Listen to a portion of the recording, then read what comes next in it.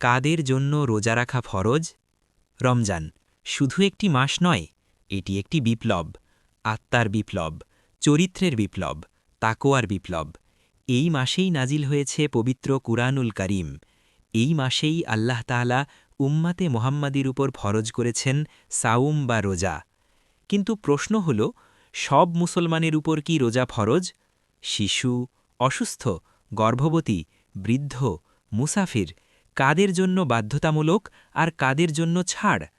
আজ আমরা কুরআন, সহিহ হাদিস, ৪ মাযহাবের ফিকহ ও ইসলামের ইতিহাসের আলোকে বিস্তারিত জানব। মূল কথা শুরু করার আগে চলো দুজন বন্ধুত্ব করে নেই। আমার নাম মোহাম্মদ সোহেল আহমাদ। তোমার নাম কি? চ্যানেলটি সাবস্ক্রাইব করে কমেন্ট বক্সে অবশ্যই বলে যাবে। চলো দেরি না করে মূল কথায় চলে যাই। প্রথম অধ্যায়, রোজা ফরজ হওয়ার কুরআনিক ভিত্তি। আল্লাহ তাআলা বলেন, হে ঈমানদারগণ, তোমাদের উপর রোজা ফরজ করা হয়েছে, যেমন ফরজ করা হয়েছিল তোমাদের পূর্ববর্তীদের উপর, যাতে তোমরা তাকওয়া অর্জন করতে পারো। সূরা আল বাকারা ১৮৩ নং আয়াত। এরপর আল্লাহ বলেন, রমাজান মাস, যাতে নাজিল হয়েছে কুরআন, সুতরাং তোমাদের মধ্যে যে এই মাস পাবে সে যেন রোজা রাখে। সূরা আল বাকারা ১৮৫ নং আয়াত। এখানে স্পষ্ট নির্দেশ, যে ব্যক্তি রমজান পাবে এবং সক্ষম হবে তার উপর রোজা ফরজ। ইসলামের ইতিহাসে রোজা রোজা ফরজ হয় হিজরতের ২য় বছরে, শাবান মাসে। তার আগে আশুরার রোজা ছিল ওয়াজিব। রোজা ফরজ হওয়ার পর প্রথম রমজানেই সংঘটিত হয় বদরের যুদ্ধ। সাহাবীদের কেউ রোজা রেখে যুদ্ধ করেছেন, কেউ ভেঙেছেন। রসূল সাল্লাল্লাহু আলাইহি ওয়াসাল্লাম উভয়কেই অনুমতি দিয়েছেন, কারণ পরিস্থিতি ছিল কঠিন।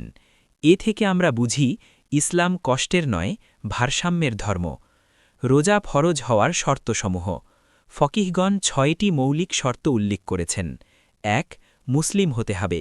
অমুসলিমের উপর রোজা ফরজ নয়, কারণ ইবাদত কবুলের শর্ত ঈমান। ২. বালেগ হতে হবে।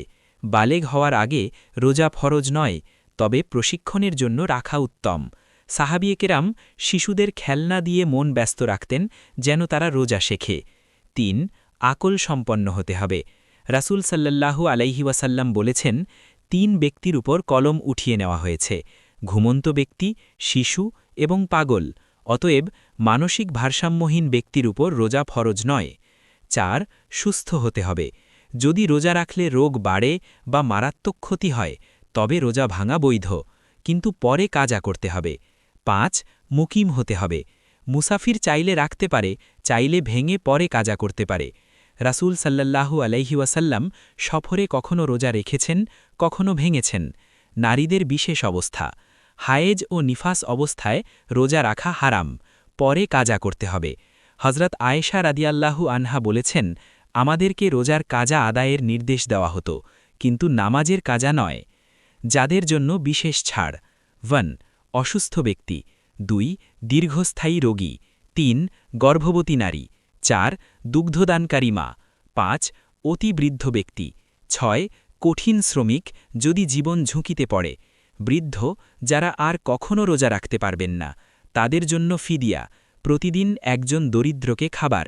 ইচ্ছাকৃত রোজা ভঙ্গের বিধান: যদি কেউ ইচ্ছাকৃতভাবে রোজা ভেঙে ফেলে: ১. কাজা। ২. কাফফারা। কাফফারা ৬০ দিন ধারাবাহিক রোজা, অথবা ৬০ জন দরিদ্রকে খাওয়ানো।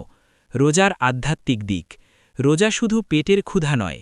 রাসূল সাল্লাল্লাহু আলাইহি ওয়াসাল্লাম বলেছেন, যে ব্যক্তি মিথ্যা কথা ও খারাপ কাজ ত্যাগ করে না, আল্লাহ তার না খেয়ে থাকার প্রয়োজন রাখেন না।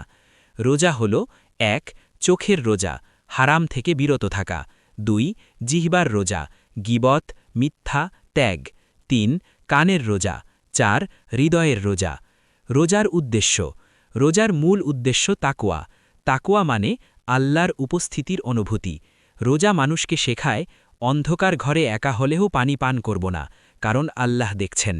রোজা ও সমাজ: রোজা সামাজিক সমতা তৈরি করে। ধনী ক্ষুধার কষ্ট বোঝে, দান বাড়ে। জাকাত ও সাদকার মাধ্যমে সমাজে ভারসাম্য আসে। উপসংহার: রোজা একটি ভারসাম্যের ইবাদত।